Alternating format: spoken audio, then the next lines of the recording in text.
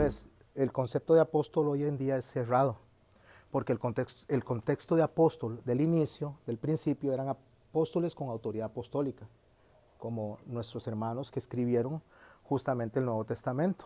Ellos tenían autoridad apostólica. Lo que ellos decían se hacía como si Jesús lo hiciera. Ellos tenían esa autoridad. Después de ellos ya nadie tiene autoridad apostólica. Pero sí, la palabra nos dice a nosotros que Dios dejó apóstoles enviados, lo que yo estoy haciendo. Yo no soy un apóstol, soy una persona que hace misiones, soy un misionero, soy un enviado, eso es lo que estoy haciendo aquí. Eso no me hace diferente a nadie, solo me hace más responsable. Yo no soy el ungido, todos somos ungidos. Desde el momento en que el Señor Jesucristo nos sella con el Espíritu Santo, todos los que estamos aquí estamos ungidos. Ungidos para enseñar a otras personas. Por eso están ustedes aquí, para aprender y enseñar. De eso se trata, no para aprender y llenarnos de conocimiento y quedarnos con ese conocimiento. Aprendemos y enseñamos. Con esa idea vamos a iniciar. Dicho esto de que el Señor Jesús no se le llamaba apóstol, entonces ¿cómo se le llamaba al Señor Jesucristo? Maestro, correcto. Rabí, Raboni, maestro. Por lo tanto vemos la importancia de que es que seamos maestros de la palabra. No es que sea malo ser misionero, no es que sea malo ser apóstol, pero el misionero llega y siembra y se va a otro lado. Siembra y se va a otro lado. El maestro se queda enseñando. Por eso yo creo que la mayoría de los que están aquí están sentados, como Dora me decía, que le gusta escuchar las enseñanzas porque aprende, porque entiende, porque le es muy claro. Pero no le es muy claro porque yo explique bien. Le es muy claro porque lo que presentamos es la Biblia. Y la Biblia se explica así sola.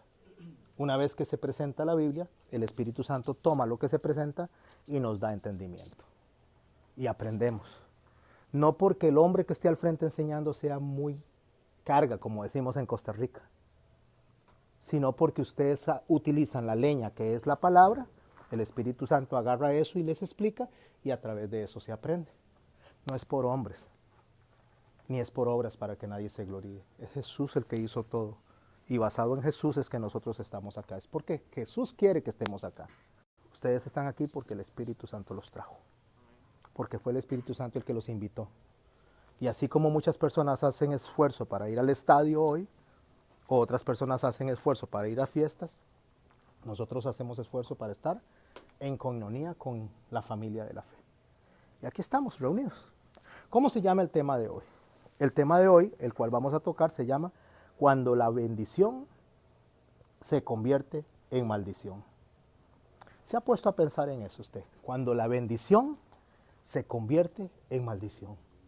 El Señor me puso esto en el corazón cuando me toca venir aquí hoy, que jamás lo esperaba, pues el Señor lo primero que me trae a la mente es este tema. Cuando la bendición se convierte en maldición. ¿Por qué? Porque nosotros podemos comenzar, mis hermanos y mis hermanas, con algo bueno y terminar torciéndolo y haciéndolo malo. Podemos comenzar con algo que parezca a nuestros ojos excelente, pero estar, como dijo Gamaliel, peleando contra Dios. Gamaliel dijo, cuando iban a perseguir a los apóstoles, dice, no, déjenlo, si esto es de Dios, si esto es de Dios va a permanecer en el tiempo, y si no es de Dios va a caer por sí solo. Lo que es de Dios permanece, y lo que no es de Dios se termina, así de sencillo. Hemos visto imperios, hemos visto presidentes, hemos visto dictadores caer, pero hasta el día de hoy la palabra de Dios permanece. ¿Y por cuánto tiempo va a permanecer? El Señor dice que la ciencia pasará, el mundo pasará, pero mi palabra no pasará. Eso es palabra de poder. Cuando el pueblo iba a entrar a la tierra prometida, el Señor no los dejó entrar. Eso lo pueden leer en capítulo 14 del libro de Números. Cuando yo les doy citas es para que las lean entre semana, para que lo estudien. En el libro de Números dice que el pueblo iba a entrar y el Señor dice, no los voy a dejar entrar, van a morir en el desierto. Solamente van a entrar los menores de 20 años, más Josué y Caleb. Todos los demás, hasta que esta generación muera, no van a poder entrar. Pero es interesante porque dice, y Dios no pudo meterlos a la tierra prometida. Y esa palabra, Dios no pudo, es la que tenemos que analizar, como Dios no pudo. No es que Dios todo lo puede. Nosotros hasta eso tenemos que tener cuidado a la hora de decirlo. El ángel le dijo a María, ¿Acaso hay algo imposible para Dios? Pero tenemos que saber en qué contexto lo contesta Él. Dice, no hay nada imposible para Dios. Pero hay cosas que Dios no puede hacer. Y usted me dice, ¿cómo? Hay cosas que Dios no puede hacer. Dios no puede mentir. Dios no puede pecar. Entonces hay cosas que Dios no puede hacer. Y en ese caso Él no pudo meter a ese pueblo. ¿Por qué no lo pudo? ¿Porque Él no tenía el poder de agarrarlo y meterlo? No. Porque la imposibilidad de ese pueblo de administrar la bendición no permitió que Dios los llevara hasta ahí. Dios no los va a llevar a algo que ellos no pueden administrar. No es que Dios no lo pueda hacer, es que Dios no lo va a hacer porque va en contra de su carácter. Así como Dios no puede pecar, Dios no va a permitir que algo que Él nos dio como bendición, nosotros lo vayamos a torcer y empezar a usarlo de la manera equivocada y Dios va a dejar que lo sigamos usando. Dios no lo va a quitar. Y eso lo hemos visto en la Biblia. Cuando los reyes de Israel fallaron, hicieron lo incorrecto, Dios los quitó. Dios los hizo a un lado y puso a otro rey. De hecho, vemos al rey Saúl, cuando él empezó a hacer lo incorrecto, ¿qué hizo Dios? Apartó a Saúl y puso a David. Porque los Saúles gobiernan hasta que los David están listos. Una vez que Dios tiene listo a David, Dios va a presentar a David y va a quitar a Saúl. Nosotros tenemos que tener mucho cuidado con lo que nosotros hacemos en el nombre de Dios. Y decimos que lo estamos haciendo en el nombre de Dios. Porque cuando hacemos algo en el nombre de Dios, significa hacerlo bajo la autoridad de Dios. No bajo nuestra opinión, no bajo nuestros pensamientos, no bajo lo que nosotros creemos. Y yo de verdad, honestamente considero que los mayores remesones alrededor del mundo en las congregaciones es porque alguien se tomó su opinión como palabra de Dios. Y empezó a decir que esto es de Dios cuando no lo era. Y Dios lo dice muy claro, cuando usted dice algo y dice que Él lo dijo y Él no lo dijo, Él nos hace morir irremisiblemente. Y morir no necesariamente es físicamente, es solamente que Dios dice, bueno, ahora a un lado y continuamos en esta dirección. Porque yo lo establezco, porque yo lo decido. Y se va a guardar el remanente, que como les decía, el remanente no es lo que sobra, el remanente es lo que Dios se conserva, lo que se guarda en el lapso del tiempo, en el paso del tiempo. Lo que Él dice, esto es mío. Y lo que es mío, como dijo el Señor, nadie me lo quita. Entonces no somos sobrantes. No somos algo que quedó ahí porque el enemigo nos dejó. ¿Qué somos? Somos personas que Dios escogió para levantar un proyecto conforme a su corazón. Eso es lo que Dios hizo. Por eso estamos acá. Cuando el Señor le dice al pueblo a través de Amós, y voy a leer Amós 5, a partir del verso 21, le dice esto. Abominé vuestras solemnidades. Póngale atención a la palabra vuestras. Sus solemnidades. Y no me complaceré en vuestras asambleas, o sea, en sus reuniones. Y si me ofreciereis vuestros holocaustos, o sea, sacrificios, y vuestras ofrendas, no las recibiré. Ni miraré la ofrenda de paz de vuestros animales engordados. Quita de mí la multitud de tus cantares, o sea, no me canten, no me den sacrificio, no me ofrenden nada. Quita de mí tus cantares, pues no escucharé a las salmodías, o sea, a los cantos de tus instrumentos. Qué raro. ¿Por qué Dios dice eso? No es que Dios nos mandó a nosotros a hacer sacrificio. En el Antiguo Testamento el sacrificio se trataba de animales. En el caso nuestro el sacrificio es de renuncia. Cuando usted dice, ya no voy a hacer esto por amor a Dios, ya no voy a hacer tal trabajo, voy a renunciar a ciertos grupos de personas que lo que hacen solamente es blasfemar el nombre de Dios, voy a renunciar a aquí o allá, o sea, la renuncia, la palabra de Dios dice que el sacrificio vivo es la renuncia que nosotros hacemos a nuestros deseos personales por agradar a Dios. Ese es el sacrificio de hoy. El sacrificio de hoy no es que usted venga y traiga un becerrito y lo sacrifique, no, es que usted mismo renuncie, usted mismo se sacrifique dejando cosas que le gustan, entendiendo que eso no le gusta a Dios. Correcto. Entonces, ¿sabe qué me gusta? Como cuando nuestro hermano Mello dice, Romanos 12, de una vez le viene a la mente, porque eso hace la palabra. La palabra lo que viene nos viene a la mente, eso es lo que hace, es repeler los dardos del enemigo. Cuando vienen malos pensamientos, la palabra nos hace repeler los dardos del enemigo, que son pensamientos. Pero ¿qué hacemos si no estudiamos la palabra? Si la cambiamos por opinión, por pura cantadera, si la cambiamos por pura emoción. ¿con qué nos vamos a defender? No tenemos con qué defendernos. Pero ¿qué es lo que está diciendo el Señor ahí? Que está mal lo que Él pidió. Él pidió alabanza, Él pidió sacrificios, Él pidió holocaustos, pero dice, yo no les voy a recibir eso. Pero la palabra importante es vuestros. Esa es la palabra importante, vuestros. O sea, ustedes me están trayendo eso a su manera. Ustedes me están trayendo eso de la manera que ustedes creen que está bien. Y eso yo no se los voy a recibir. Nadab y Abiú, 2 hijos de Aarón, de los 4 que tenía, según Levítico capítulo 10, se presentaron con fuego extraño. El fuego extraño significa, porque así lo dice el texto, con algo que Dios no les había pedido. Dios no nos está pidiendo a nosotros cosas como iglesia que la iglesia está haciendo. Y Dios nos pidió cosas que la iglesia no está haciendo. Donde dice que nosotros tenemos que presentarnos a hacer obra material como negocios, como estrategias humanas, como tratar de traer a la gente convencida por lo que les demos. ¿Dónde dice? Eso no dice en ningún lado. La palabra de Dios dice que debemos de ir y predicar el evangelio. Eso es lo que tenemos que hacer. Predicar el evangelio. ¿A quiénes? A toda criatura. Nosotros no podemos decir a este sí, a este no, sino al que se presente le vamos a predicar el evangelio. Y predicar el evangelio no es pararse en un púlpito, es en su vida diaria, en su trabajo, en su escuela, en su negocio. No importa dónde esté usted, cuando hay oportunidad de presentar el evangelio, se presenta el evangelio. ¿Y qué es el evangelio? El evangelio es lo que Jesús nos enseñó. Y el Espíritu Santo nos guía a toda verdad. Y esa verdad es justamente recordarnos lo que Él nos enseñó. ¿Y cómo hacemos para recordarlo? Hay muchos mandamientos. Hay mandamientos en el Antiguo Testamento, hay mandamientos en el Nuevo Testamento. Jesús nos lo puso muy fácil, vieras que sí. Él dijo, les voy a decir esto, 2 mandamientos. Y de esos mandamientos pende absolutamente todo, la ley y los profetas. Amarás a Dios por sobre todas las cosas y a tu prójimo como a ti mismo. Si yo amo a Dios y a mi prójimo, no le miento, no lo defraudo, no me aprovecho, no adultero porque mi prójimo es mi esposa, no me drogo porque entonces soy del cuerpo del Señor y entonces amo a Dios por sobre todas las cosas porque soy templo del Espíritu Santo. Me estoy explicando, o sea, Dios lo simplificó, hagan estas 2 cosas y con eso están cumpliendo absolutamente todo.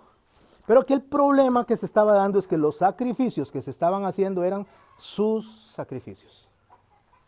Y Dios no nos manda a sacrificarnos nosotros con nuestros sacrificios, nos manda a sacrificarnos con su sacrificio. Y escuche lo que acabo de decir, en singular, no en plural. Su sacrificio. ¿Cuál fue su sacrificio? Lo que Jesús hizo por nosotros. Y Jesús viene y nos pide a nosotros que hagamos algo. En base a lo que Él hizo. Nosotros estamos aquí no por lo que nosotros hacemos, no por lo que nosotros podemos hacer. Nosotros estamos aquí por lo que ya Jesús hizo. Por eso estamos aquí. Nosotros respondemos al llamado de Jesucristo porque ya Jesús se entregó por usted y por mí.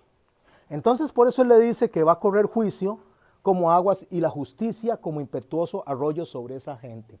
La gente que está haciendo lo que creen que es justo delante de Dios y no lo es, como Nadab y Abiú, que se presentaron con un fuego extraño. Y el Señor dice, eso no me gusta, y los mató ahí mismo. ¿Y sabe qué le dijo a Aarón? Le dice, sáquenlos de aquí, llévenselo, y le dijo a Aarón, no llore. No llore. Y usted dice, ¿cómo? No llore, si era el papá. Porque si él lloraba por los hijos, le estaba diciendo a Dios, tú no eres lo más importante. Mis hijos son más importantes, los estoy llorando. Lo que le está diciendo es no llore. De por que lo que pasó, de lo que sucedió, délo porque yo soy Dios y así lo determiné. Y una de las cosas que el Señor me enseña a mí es que cuando se cambia lo que Él manda a hacer por lo que el hombre quiere hacer, Él aparta. Él aparta lo que está sucediendo. Si bien es cierto que no vamos a acusar a nadie, ni tampoco cuando nos acusen nos vamos a defender, esto es algo muy importante. Una vez escuché a alguien decir, es que Dios no desecha a nadie. Entonces, ¿qué hacemos con la palabra cuando dice que Dios desechó a Saúl? Dios desecha lo que Él quiere porque Él es soberano, Él es Dios. Y nosotros no podemos cuestionar eso. Y Dios establece lo que Él quiere porque Él es Dios. Y podría ser que establezca a un rey Ciro, que ni siquiera era creyente, a un Nabucodonosor, a un Darío. Dios puede usar lo que Él quiera para su propósito porque Él es Dios. Incluso hoy en día la iglesia le da tanto tributo a Satanás y Satanás no tiene ningún tributo. Es Dios el que permite las cosas. El Dios es el que da la herida y el Dios es el que sana. es Dios el soberano. Cuando entendemos que Dios es soberano, nosotros hoy estamos reunidos diciéndole gracias a Dios por lo que permitiste, porque tú que eres soberano, ves más allá de lo que nosotros vemos. Y yo dejé de sentirme mal. Y dije, Señor, tú sabes. ¿Sabe que cuando Dios dijo que iba a matar a los hijos de Elí? Samuel estaba durmiendo, era un niño, y se escuchaba una voz que se decía, Samuel, Samuel. Y Samuel salía corriendo donde estaba Elí y le decía a Elí, heme aquí, Señor, dime. No, le dice Elí, yo no lo estoy llamando, le dice. Se fue a acostar, vaya a acostarse a dormir. Y se acuesta a dormir y otra vez, Samuel, Samuel, y se levanta. Dime, Señor. No, yo no lo estoy llamando. A la tercera vez a Elí le cae la peseta. Para los que no entienden qué es caer la peseta, los más jovencitos, antes habían unos teléfonos públicos y lo que recibían eran unas peseticas. Entonces, cuando usted hacía llamar por teléfono y usted decía, aló, y la peseta se quedaba ahí, no caía, se cortaba la llamada. No es ahora que usted anda con su celular por todas partes. Y de pronto, cuando lograba caer, usted golpeaba eso porque tal vez estaba muy lleno de monedas y golpeaba y caía la peseta. ¡Ay, ya cayó la peseta! Dice. Y se establecía la comunicación, se empezaba a hablar. Entonces a Elí le cae la peseta. Dice, ¡ay! Es Dios el que está llamando a Samuel. Y le dice a Samuel, Samuel, cuando escuche que lo llaman, dígale, heme aquí, Señor, tu siervo, escucha. Samuel va y se acuesta y se escucha, Samuel, Samuel. Y Samuel dice, heme aquí, tu siervo, escucha. Y entonces Dios le dijo lo que iba a hacer. Dios le dijo que iba a quitar el sacerdocio de Elí, que iba a matar a los hijos de Elí y que lo iba a establecer a él como profeta. Entonces ya viene y se acerca Elí o se acerca Samuel y le dice Elí, cuénteme lo que dijo Dios. Cuénteme lo que dijo Dios. Dice la palabra que Samuel le dijo todo lo que Dios había dicho sin ocultarle nada. Y cuando Elí escuchó que iban a morir los hijos y le iba a quitar el sacerdocio, ¿qué fue lo que dijo Elí? Dios es. Esto es hermosísimo. Esto es hermosísimo porque lo que hace Elí es decir, si Dios lo decidió, yo lo recibo. Si Dios lo decidió, yo lo acepto. Entonces mi hermano y mi hermana estamos aquí reunidos alrededor de un proyecto que se llama Iglesia Bíblica Renacer, porque Dios lo decidió y nosotros lo recibimos. Y lo recibimos con gozo y con confianza de que Dios está trabajando en este lugar. Y que lo que Dios está haciendo ayuda para bien a los que le aman. No nos preguntemos por qué de las circunstancias, por qué pasó lo que pasó, no nos preguntemos eso dejémoslo atrás. Enfoquémonos qué vamos a hacer de aquí para adelante. Porque nosotros no podemos tomar esto y empezar a quedar en un remolino de tratar de explicarnos las cosas cuando nosotros no las vamos a entender. Dios es el único que tiene todo el escenario. Entonces ese remolino nos puede traer a nosotros queja, murmuración, amargura, un montón de cosas que pueden convertir la bendición en maldición. Por eso es que el Señor viene y le dice a ellos, en ese mismo capítulo de Amós que estamos leyendo, en el verso 25 dice, me ofrecisteis sacrificios y ofrendas en el desierto, en 40 años, oh casa de Israel. Vea que lo hacen en forma de pregunta. Me ofrecieron sacrificios. Sí, ellos estaban haciendo sacrificios, pero lo que el Señor está preguntando es, ¿eran para mí? O sea, lo que ustedes estaban haciendo era para mí.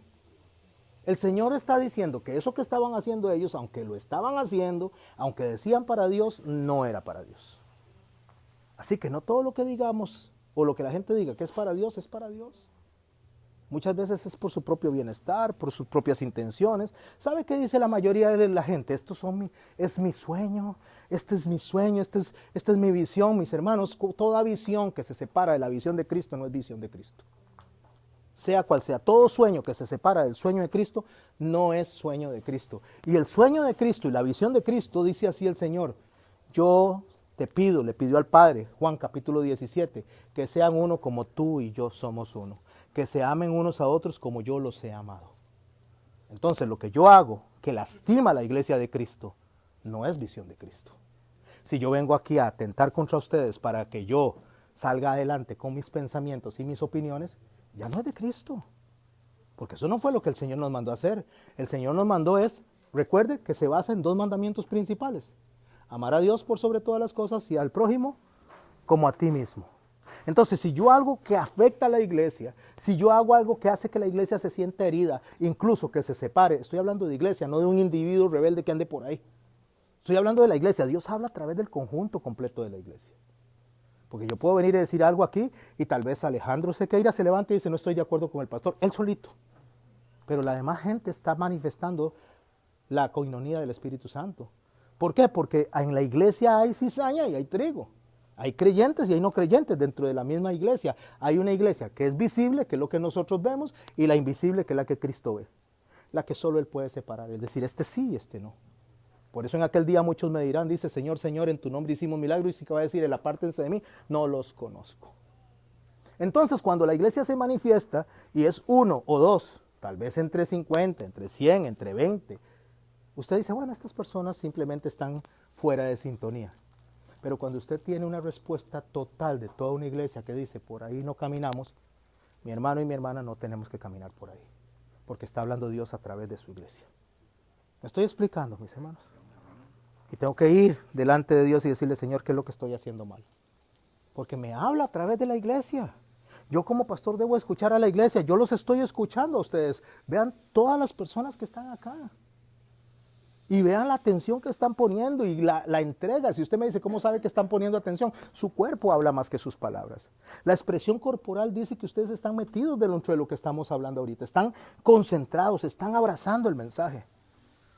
Y Dios está hablando a través de ustedes, me está hablando a mí. Y yo les estoy hablando a través de mi boca lo que Dios quiere. Es una comunicación de aquí hacia allá y de allá hacia acá. Así es, Dios habla. Eso se llama el Espíritu Santo, la coinonía del Espíritu Santo caminando en este lugar. Y nosotros tenemos que aprender a oír. Y como repito, cuando la iglesia dice no, nosotros tenemos que analizar lo que la iglesia está diciendo. Fue lo que le dijo Jesús a Pedro cuando se refirió a su iglesia. Le dice, lo que ates en la tierra será atado en los cielos, lo que desates en la tierra será desatado en los cielos. Está hablando de autoridad del cuerpo de Cristo. Déjenme decirlo de esta manera. Yo estoy aquí como pastor de la iglesia bíblica El Remanente. Y Dios irá levantando de entre ustedes o de entre las personas que se acerquen más personas para sacar adelante esta tarea. Porque ustedes no están aquí sentados para llenar bancas. Ustedes están sentados aquí para que se formen, para que sean parte de este ministerio, parte de esta misión. Aquí estoy yo, delante de ustedes. Pero mis hermanos, la autoridad no se llama José Garmendia.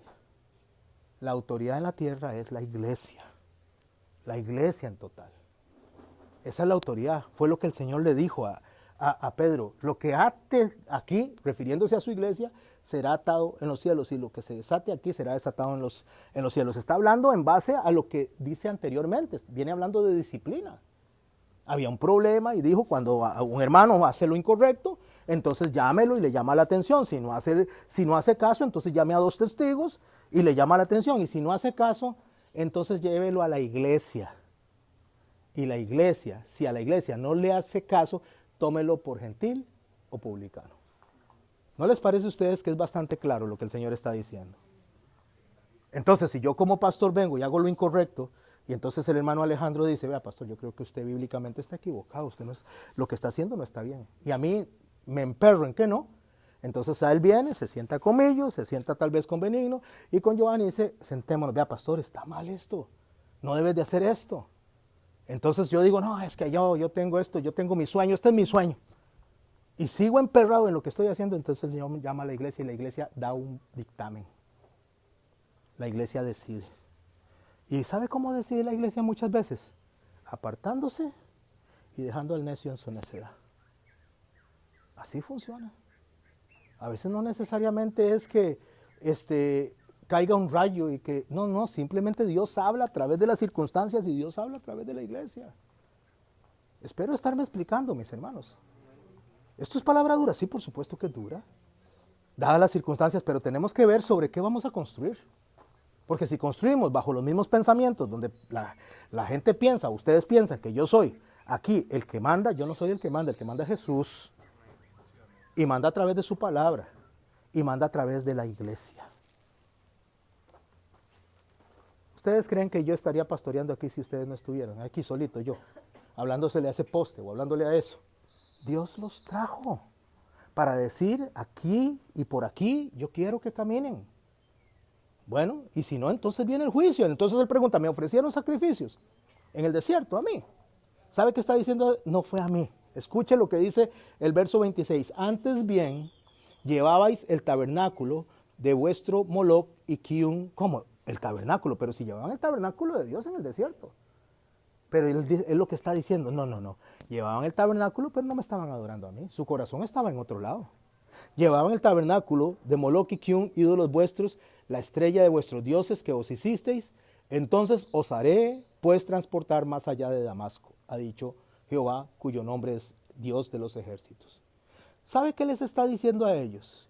A ellos les está diciendo, sus ceremonias, sus sacrificios no me agradaban. Y tenía que hacer algo extraordinario, mandarlos más allá de Damasco, es decirles, es cuando los iban a capturar para que los asirios se los llevaran, mandarlos más allá de Damasco, cuando los mandó a Babilonia, es decirle, voy a hacer algo fuerte, voy a hacer algo duro, voy a mecer esto de tal forma que la gente no va a tener ninguna duda que soy yo el que está hablando.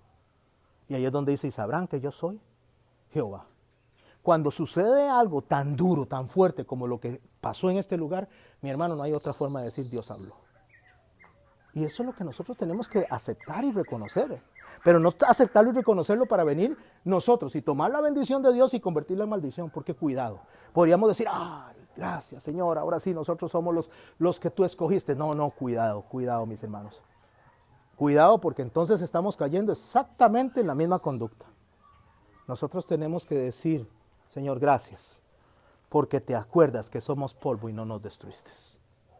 Gracias, Señor, porque a pesar de nuestro pecado, a pesar de que murmuramos, a pesar de nuestra lengua, a pesar de nuestros pensamientos, nos vuelves a reunir como congregación, nos vuelves a reunir como iglesia. Y sabe que es una de las cosas que me hermosea a mí el corazón, si lo puedo decir de esa manera, ver gente que no se congregaba aquí, porque eso es seña de que Dios está moviendo justamente sus hilos para traer a cada uno de ustedes a aprender palabra de verdad. Pero en el momento que esa palabra no sea de verdad y se tuerza, ustedes, mis hermanos, como iglesias, están en la obligación, y su rayo obligación está en la obligación de decirme, pastor, te estás equivocando. Y yo debo de tener la humildad de decir, mira, sí es cierto.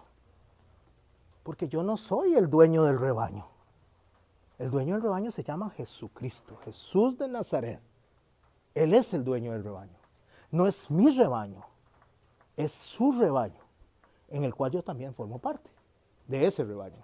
¿Por qué estamos sentados aquí entonces? Porque queremos agradar a nuestro Señor Jesucristo. Dios no va a tolerar nada que se diga religioso, que se hace en nombre de Él, cuando no es en nombre de Él. Mucho menos si está afectando al cuerpo de Cristo, mucho menos si está afectando a los hermanos. Porque si hay personas deseosas de aprender de la palabra de Dios, pero yo me voy a emperrar en hacer lo que yo quiero, mi hermano, Dios va a tomar acción, como la tomó a través del profeta Amós. Así que vamos a estudiar un poquito más y vamos a concentrarnos un poquito más en lo que he venido hablando, pero en boca de Pablo hacia nuestro hermano Timoteo. Antes de empezar con lo que Pablo le dijo a Timoteo, y pueden ir buscando 2 de Timoteo capítulo 3, para si quieren acompañarme en la lectura, voy a hablar de las medicinas. ¿Ok? ¿Cuántos tienen tratamientos médicos aquí? Usted tiene un tratamiento médico, mi hermana tiene un tratamiento médico. ¿Cuál es su tratamiento médico, mi hermana? ¿Qué tiene que tomar? Para la presión. Vamos a hablar de la presión, ok. Toma una para la presión. ¿Cuántos toman pastilla para la presión aquí? Usted toma pastilla para la presión. Ok. ¿Cuál es la dosis que tiene usted, doña Olga? No, es muy suavecita. Tengo de 5. De 5 miligramos. Ok. Pero ¿qué pasa si yo le doy 50 miligramos de la misma medicina? Sí, exactamente. Tenemos que cafetearla, dijo Benigno, ¿verdad? Porque le va a bajar la presión a tal grado que se va a detener el corazón. Entonces, la misma medicina que cura, usada de manera incorrecta, mata. ¿Están conmigo en esto? Entonces leamos lo que dice en 2 de Timoteo capítulo 3, porque cuando yo traigo algo, lo traigo para que sea parte de la enseñanza. La misma medicina que es bendición, se puede convertir en maldición. Segunda de Timoteo capítulo 3, verso 16. Toda escritura es inspirada por Dios y útil para enseñar, para redarguir, para corregir, para instruir en justicia, a fin de que el hombre de Dios sea perfecto, enteramente preparado para toda buena obra. ¿Es la escritura buena? Sí, por supuesto. ¿Es la escritura buena para qué? Para redarguir. Redarguir es volver al argumento original, o sea, para enseñarnos, para enseñar, para instruir, para corregir, y con un fin, para que el hombre sea perfecto. ¿Puede la misma escritura, que es bendición, convertirse en maldición? ¿Cuándo? Escuche, por favor. Primera de Timoteo capítulo 1, verso 8. Pero sabemos que la ley es buena, se refiere a la escritura, si se usa legítimamente. Entonces yo vengo y me presento aquí delante de ustedes y le digo que tenemos una misión, que el Señor nos manda a predicar a Bijagua, a Heredia, a Alajuela, aquí a donde nos manda el Señor, como misión. Entonces vengo yo y le digo, hermanos, si quieren pertenecer a la misión, pues pueden pertenecer y es bien recibido lo que Dios ponga en sus corazones para sostener esta misión. Hasta ahí estamos bien, ¿no? No hay ningún problema. Porque nadie tiene ninguna obligación delante de Dios porque ya Dios pagó por todo. Nadie tiene que pagar nada, ya todo está pagado. ¿O no fue lo que dijo él en la cruz? Tetelestai. Todo ha sido pagado. O sea, todo ha sido consumado. Déjeme decirle, antes de seguir hablando de esta parte, de la parte económica, déjeme decirle lo que significa tetelestai. Tetelestai lo decía un esclavo cuando lo mandaban a hacer una tarea y la terminaba, llegaba donde su amo y le decía tetelestai. El trabajo que me mandaste a hacer, ya lo terminé. O también se decía cuando alguien debía plata. Entonces pagaba, ¿ah? Y bien hecho. Cuando alguien pagaba plata, entonces alguien venía y pagaba la cuenta y la cancelaba, entonces se decía tetelestai. O sea, la cuenta está pagada. El sello. Y los sacerdotes, cuando buscaban al cordero, que buscaban entre miles y miles de corderos al perfecto, cuando lo encontraban, lo levantaban en alto delante del pueblo y decían, tetelestai, el cordero ha sido hallado. El cordero del sacrificio ha sido hallado. Tetelestai. Cuando Jesús está en la cruz, está diciendo esas tres cosas. Está diciendo, la tarea que me mandaste a hacer, ya está. La cuenta que ellos tenían, está paga. Porque el cordero del sacrificio ha sido hallado. Entonces no hay nada que pagar. Ya todo está pago. Todo lo que hagamos nosotros, sea ofrendar, sea servir, sea predicar, sea cantar, sea lo que sea limpiar el salón, chapear, todo es por gratitud. No es porque tengamos ninguna obligación delante de Dios, ya todo está pagado. Lo hacemos por amor a Dios y por gratitud. Pero yo podría cambiar el discurso, yo podría cambiar la palabra y decirles, hermanos, voy a hablarles del diezmo. Si ustedes no dan el diezmo, Malaquías dice, malditos sois con maldición porque me habéis robado. ¿En qué te hemos robado? En los diezmos y ofrendas. Y solo lo dejo ahí. Y se los presento. En primer lugar, el diezmo fue algo dado a los levitas que no tenían posesión. A los sacerdotes levitas para que ellos pudieran recibir la comida y el alimento todos los días para sostener el ministerio. El diezmo no le fue dado a los levitas, le fue dado a Dios por Abraham. Abraham se presentó cuando venía de Kedorlaomer, de la guerra en que defendió y liberó a Lot, y se encontró con Melquisedec y dice que por gratitud le dio los diezmos y ofrendas. Melquisedec no se los pidió nunca, usted busque, no lo pidió nunca, él se lo dio. Más adelante, cuando viene Moisés y regula el diezmo, entonces Dios le dice que el diezmo que es de él, escuche, el diezmo que es de él, se lo dé a los levitas, para que los levitas puedan recibir, correcto, a Israel. ¿Qué dije? Sí, Moisés lo reguló. Sí, Moisés lo reguló en la ley, él le dijo que el diezmo que era de él, entonces le dijo a Moisés que se lo dieran a los levitas. Y a los levitas les dijo que del diezmo de ellos, le dieran a los pobres, a las viudas, a las personas necesitadas. ¿A quién le dijo? A los sacerdotes. Que lo de ellos le diera a ellos. Entonces ahí vemos que el diezmo era de los levitas. año 70, Tito Vespasiano viene e irrumpe en Jerusalén, destruye el templo y ya no hay levitas. Los judíos no diezman.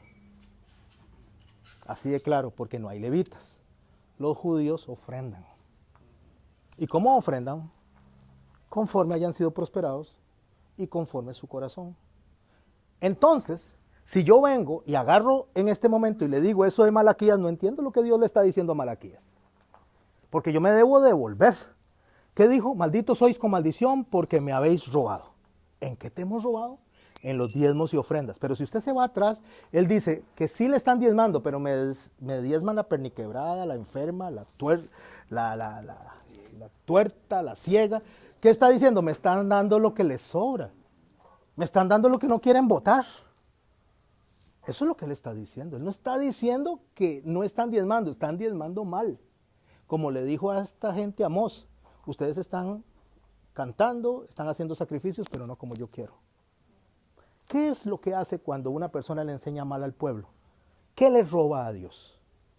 Básicamente, piense usted, ¿qué es lo que yo les robo a Dios si les enseño mal a ustedes? Si les digo, ay, es que el diezmo, si ustedes no lo dan, se van para el infierno. Y entonces ustedes vienen por miedo a irse al infierno, empiezan a diezmar. ¿Qué les estoy robando? La gloria, pero más que la gloria. La paz también, ajá. La autoridad. ¿Sabe qué les estoy robando? El corazón de ustedes. Porque ustedes están adorando a Dios de la manera equivocada. Porque lo están adorando por miedo. Y Dios no quiere que lo adoren por miedo. Dios quiere que lo adoren ¿por qué? Por gratitud. Si usted hace algo para Dios, que sea por gratitud, no por miedo, no porque se sienta condenado, porque entonces ¿dónde está la salvación? Entonces resulta que Dios me salva, pero tengo que seguir pagando por esa salvación.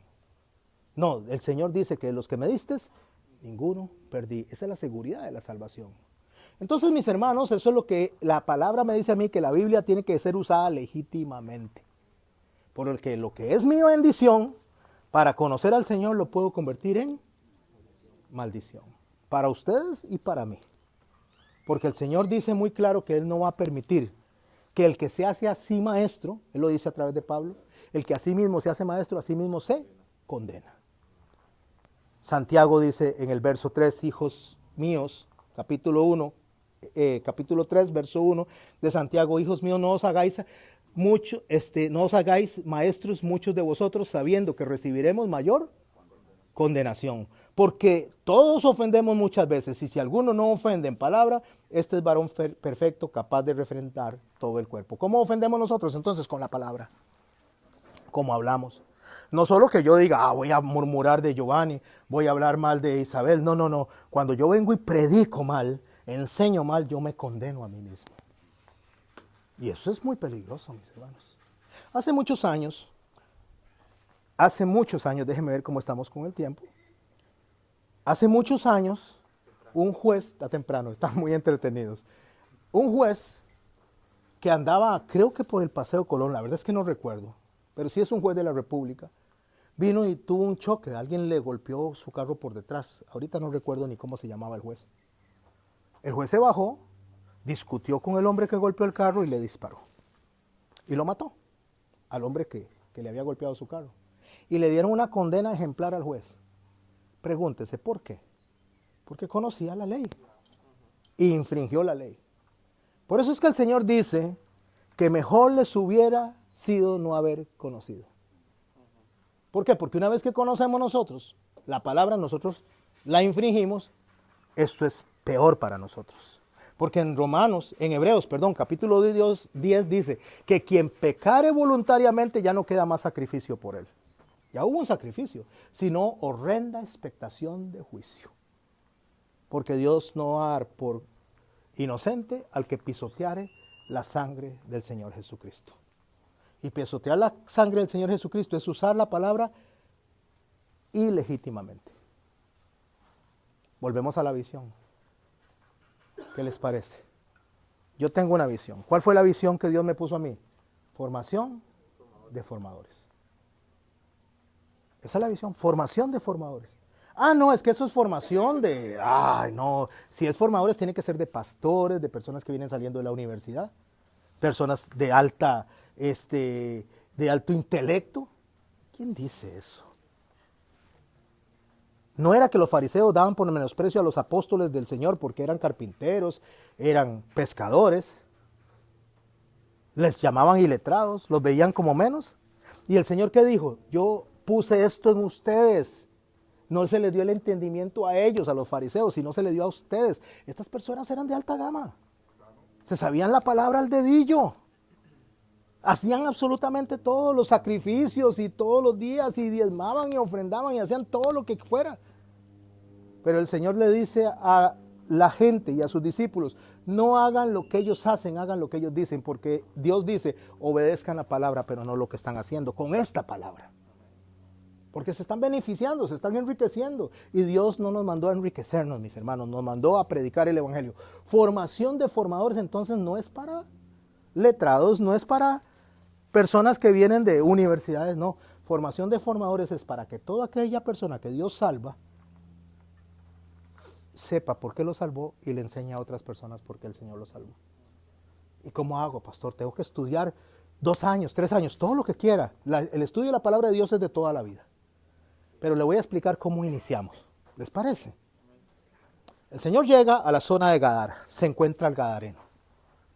El gadareno está con, ¿cómo se llama esto? Con cadenas que las rompe, anda desnudo, corre por todo lado gritando. La gente le tenía miedo y el Señor viene y lo ve. Y se le acerca al gadareno y le dice, Jesús es Hijo del Altísimo. Vea que los demonios creen en Jesús. Hijo del Altísimo, ¿por qué vienes a atormentarnos antes de tiempo? Y le dice, me da permiso de ir a aquel hato de cerdos. Entonces el Señor le da permiso porque Él es el rey. Hasta los demonios tienen que pedir permiso. Es más, vea que los demonios no tienen ningún poder. Cuando Dios no da permiso, que se le metieron a los cerdos y los cerdos se suicidaron porque dicen, yo no quiero estos demonios conmigo. Los cerdos prefirieron tirarse en un barranco ahí y matarse. Pero eso no es lo que quiero resaltar de la historia. Lo que quiero resaltar es que después vieron a Jesús sentado hablando con este hombre y este hombre estaba limpio, vestido y en su sano juicio. Lo cual significa que hubo un proceso de aprendizaje. Les trajeron ropa. ¿Quién se la trajo? No sé, no dice el texto, imagino que nuestro Señor. ¿Lo bañaron o se bañó? ¿Quién lo ayudó a bañarse? ¿O lo guió a bañarse? Seguramente nuestro Señor, Él era el que estaba ahí con él. Y le estaba explicando. Claro, yo me imagino la conversación que tenían ahí. Debe ser una conversación hermosísima. Seguro, Señor, pero ¿cómo es esto? ¿Cómo es que lograste sacar esta legión que estaba en mí, este montón de demonios? No, mire, porque yo estaba en el cielo como Dios que soy. No escatimé eso, estoy hablando de Filipenses capítulo 2, sino que dejé mi posición de Dios para venir a nacer como hombre, para crecer, y voy a morir en una cruz para salvarte. Y voy a resucitar. Y él estaba seguramente ido escuchándolo. Llegan los otros y lo ven. Ah, no, dice que Jesús se vaya de aquí porque no soportaban ver al gadareno bueno. Hay gente que no soporta ver a una persona que estaba perdida, que el Señor la rescate. No, ¿cómo va a ser posible? No, ¿cómo? Ese es un asesino y Dios lo va a perdonar. No, pura reacción jonaica. Jonás no soportaba que los de Nínive se arrepintieran. Prefería desobedecer a Dios. Entonces viene y Jesús se va, se sube a la barca. Jesús no anda discutiendo con nadie, Jesús no anda haciendo problemas, Jesús dice, no me quieren, me voy. Si no me quieren, me voy. Así de sencillo. Jesús dijo, si te rechazan en un lugar, límpiate el calzado y coja para otra ciudad. Porque si rechazan al profeta, están rechazando la bendición del profeta. Sencillo. No lo quieren a usted en un lugar, coja para donde lo quieren. No pelee. Cuando Jesús se sube a la barca, el gadareno se le acerca y le dice, quiero ir contigo. Y escuche lo que le dijo Jesús. ¿Cuánto se había discipulado el gadareno? Nada, unas pocas palabras, tal vez un par de días, no lo sé. Pero Jesús le dice, no. Le dice que no vaya con él. Vaya y cuéntele a su familia las maravillas que Dios ha hecho contigo. ¿Cómo empezamos predicando? Lo que Dios ha hecho conmigo. Millo, ¿cómo le predica usted a la gente? Con lo que Dios ha hecho con usted. Dios me sacó, Dios me rescató, Dios... Ahora hablo diferente, hasta hablo bonito. Ya ni utilizo las palabras feas que usaba antes. Ya no me siento con las conversaciones de antes. Ya no no veo las películas de antes, no escucho la música de antes. Eso es lo que Dios ha hecho conmigo, me ha hecho una persona libre. Y eso le dijo al gadareno. Entonces ese se convirtió en un formador. Jesús es el formador de formadores y ese en otro formador y en otro formador. El Señor me formó a mí para formarlos a ustedes, para que ustedes formen a otras personas. No tienen que ser eruditos en la palabra, tienen que ser obedientes a la palabra. Si van a enseñar, enseñen lo que ya entienden. Suficiente. Una vez que usted lo entiende y lo aplica a su vida, explíquelo. ¿Qué les parece? Y digamos, en ese pasaje puede ser también la pérdida de los cerdos también que haya afectado. Sí, por supuesto, afectó porque era económicamente le afectaba a estas personas. Pero si sacó el demonio de ahí, ay, por favor, pudo haberles dado una economía mucho mejor, ¿verdad? Pero ellos no estaban viendo eso, ellos estaban viendo la palabra. Por lo cual dice Romanos capítulo 2, verso 1, el pasaje que nuestro hermano mencionó. Por lo cual eres inexcusable. ¿Sabe qué es ser inexcusable? No hay excusa. No tienes excusa. La palabra de Dios se dirige así. A veces es en un aeoristo y a veces en una diatriba. ¿Qué es un aeoristo? Es directo. Benigno, no haga eso. Una diatriba, ¿qué es? Al que le cae el guante, que se lo plante. O sea, va para todo el mundo. En este caso es una diatriba, por lo cual eres inexcusable hombre, quien quiera que seas tú que juzgas. Pues en lo que juzgas a otro te condenas a ti mismo. Porque tú que juzgas, haces lo mismo. Qué interesante, mis hermanos. Qué interesante, porque cuando nosotros analizamos estas palabras que Dios está poniendo en la boca del escritor bíblico, la mayoría de las veces acusamos y acusamos y acusamos y acusamos, señalamos. Y cuando nos toca ejercer nosotros la palabra, no la ejercemos. Se lo voy a explicar yo como pastor. Yo le digo a ustedes, obedezcan, obedezcan, escuchen la voz de Dios, obedezcan. Pero cuando Dios me habla a mí, entonces ya yo no obedezco. Y cuando la iglesia me llama la atención, a mí no me importa. No me importa lo que pase con ustedes, ni me importa lo que Dios diga. Entonces dice, ¿por qué no se aplica la palabra a usted mismo? Entonces me enojo, no le vuelvo a hablar a Giovanni.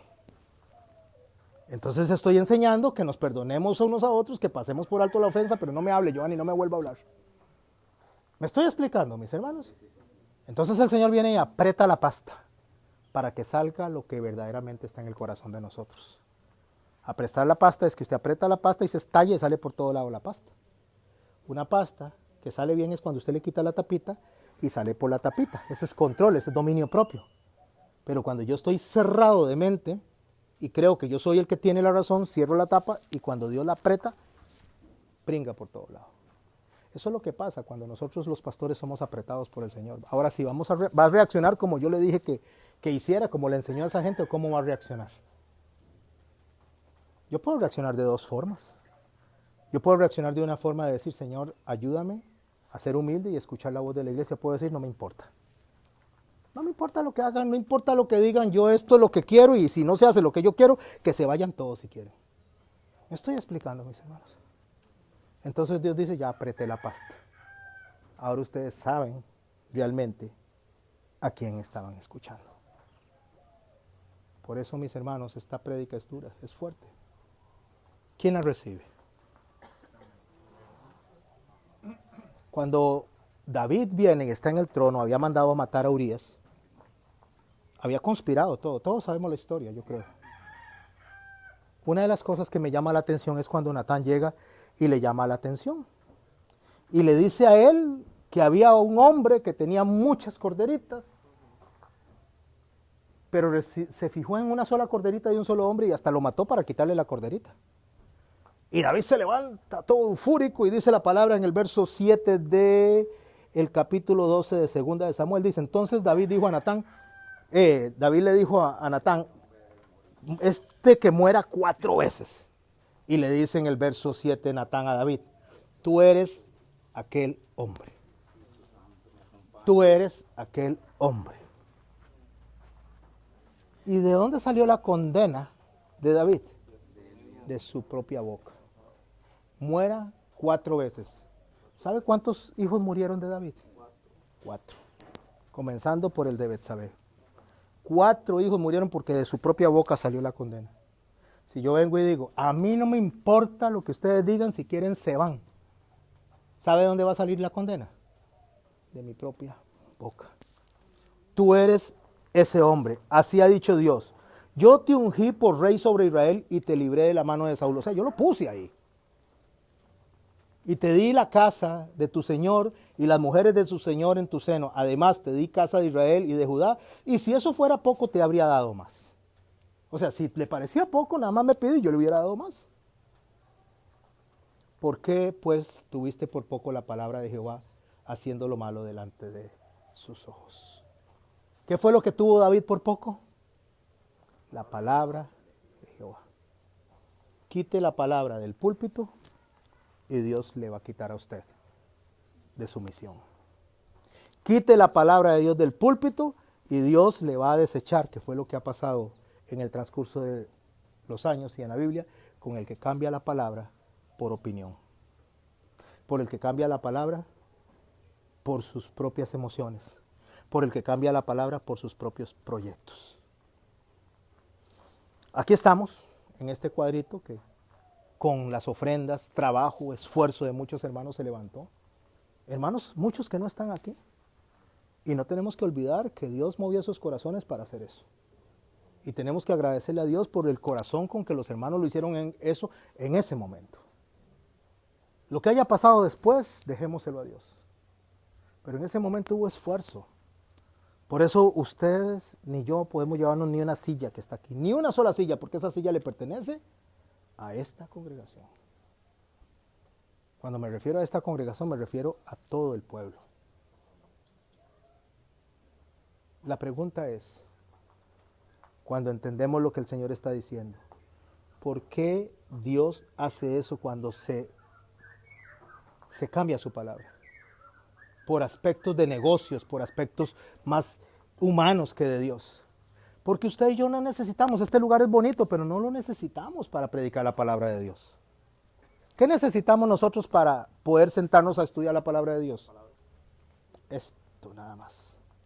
Esto es todo lo que ocupamos. Podemos hacerlo a la orilla de la calle, podemos hacerlo en la plaza que está en Palmares, podemos hacerlo en un parque, nos sentamos a estudiar la palabra, podemos hacerlo en la casa de alguien. Lo único que necesitamos es esto. ¿Por qué? Porque la ciencia pasará, el mundo pasará, pero sus palabras no pasarán.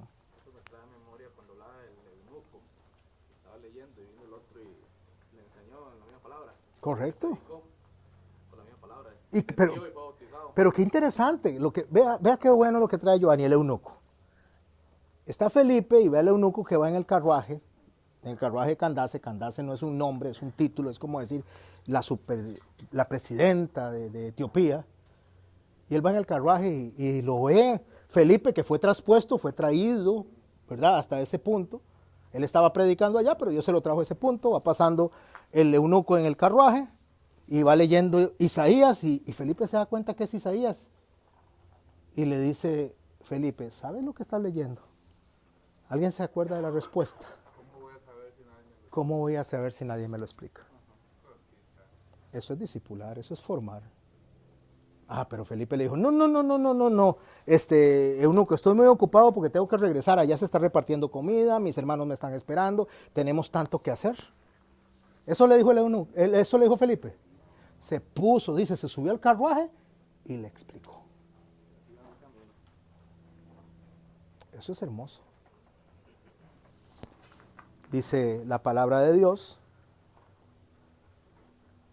que cuando llegó Jesús a la casa de María y de Marta, María abrieron la puerta, entraron ahí, él se sentó y María se puso delante de él a escuchar. Estaba extasiada, hasta que seguramente hasta babiaba de escuchar al Señor. Bueno, hasta yo estaría babiando de escuchar al Señor. Ahí estaba delante de él. Y Marta, que estaba haciendo la comida y preparando todo, ¿estaba haciendo algo malo? No, estaba preparándole comidita al Señor. No es nada malo. No significa que usted tenga proyectos y sean malos. El problema es cuando eso le roba el principio bíblico de lo que Dios dijo de ir a ser discípulos. De quitar el discipulado. De quitar la palabra del púlpito por concentrarse en los proyectos, en los negocios, Y todavía Marta se acerca y le dice al Señor, no te hace que estoy ocupada. Y ve a María donde está. Dice, mientras yo estoy ocupada, dígale a María que me ayude. ¿Qué le dijo Jesús? Marta, Marta, afanada y turbada con muchas cosas. María ha escogido el mejor lugar y eso nadie se lo va a quitar. ¿Quién dice amén a eso? Nadie se lo va a quitar. Cuando usted ama la palabra de Dios, Dios no va a dejar que nadie se la quite. Dios va a hacer lo que sea. Si mueve el universo, si mueve lo que sea, si manda a Saúl para otro lado, no importa lo que Dios haga, lo va a hacer para proteger sus oídos y que siga recibiendo la palabra. Porque a Dios le interesa la palabra. Pero David se equivocó. Y David también tuvo que ser confrontado por Natán. Porque los seres humanos nos equivocamos. Por eso es que también Pablo dice, el que cree estar firme, mire que no caiga. No crean, mis hermanos, que yo estoy aquí porque soy la mejor opción. Estoy aquí por misericordia de Dios.